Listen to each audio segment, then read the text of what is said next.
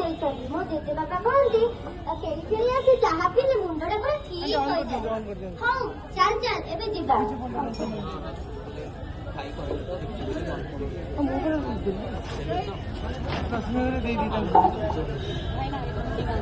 ଆସିଗଲେ ବାଳୁଙ୍ଗି ଦଳ, କେତେ କଥା ପଚାରିବେ, ମୁଣ୍ଡଟାକୁ ମୋର ଖାଇଦେବେ।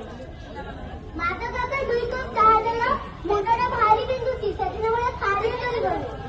ଆରେ ପିଲେ, ମୁଁ କଣ ଜାଣି କରି କରେ? ଚାହା କଲା ବେଳେ ନିଆଁ ପାଣିର କଥା କଣ ହୋଇଯାଇଥିବ, ଯାହା ସେ ଭଗବାନଙ୍କର ଇଚ୍ଛା।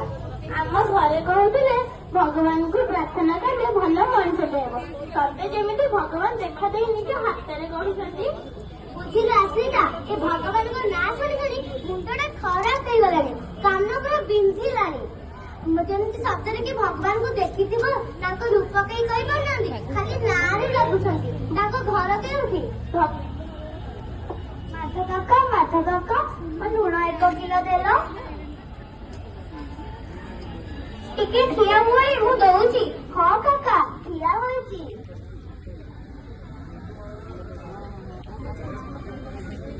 ମୁଁ କହିବି ଭଗବାନ ସବୁଠି ଅଛନ୍ତି। କହିଲୁ ଚାହା ଭିତରେ ଅଛନ୍ତି? ହଁ ଅଛନ୍ତି। ତୁମେ କୁହ ଚାହା କେମିତି ଲାଗୁଛି? ଚାହା ମିଠା ଲାଗୁଛି, ଚିନି ପଡିଛି। ଚିନି ପଡିଛି, ପରିବା ଦେଖୁଛ? ତେବେ କୁହ ଚିନି କେଉଁଠି ରହିଲା? ଚିନି ଚାହା ସହିତ ମିଶିଗଲା।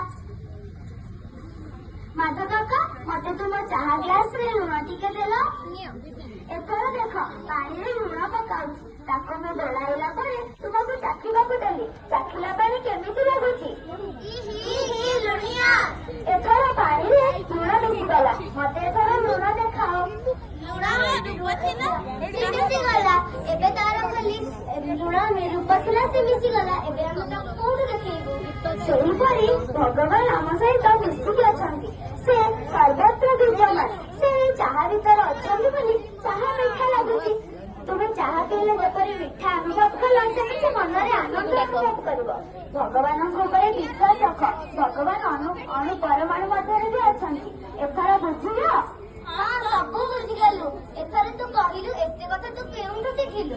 ମୁଁ ଆମ ସତ୍ୟସାଇ ବାଳ ବିକାଶକୁ ଯାଉଛି, ସେଠାରେ ଆମ ଗୁରୁଜୀ ଗୁରୁମା କହିଥିଲେ ମୁଁ ଶୁଣିଛି। ସେଠାରେ ଆମକୁ ବେଦ, ଗୀତ, ଗୀତା ଶ୍ଲୋକ, ଭଜଗୋବିନ୍ଦ ଆଦି ଶିଖାଯାଏ। ଗୀତା ଶ୍ଲୋକରେ କୁହାଯାଇଛି ଅହମାତ୍ମା ଗୁଣାକେଶ ସର୍ବଭୂତା ସୟସ୍ଥିତା ଅହମାଦିଶ୍ଚ ମାତ୍ରଶ୍ଚ ଭୂତାନାମଂ ତଏବ ଚ।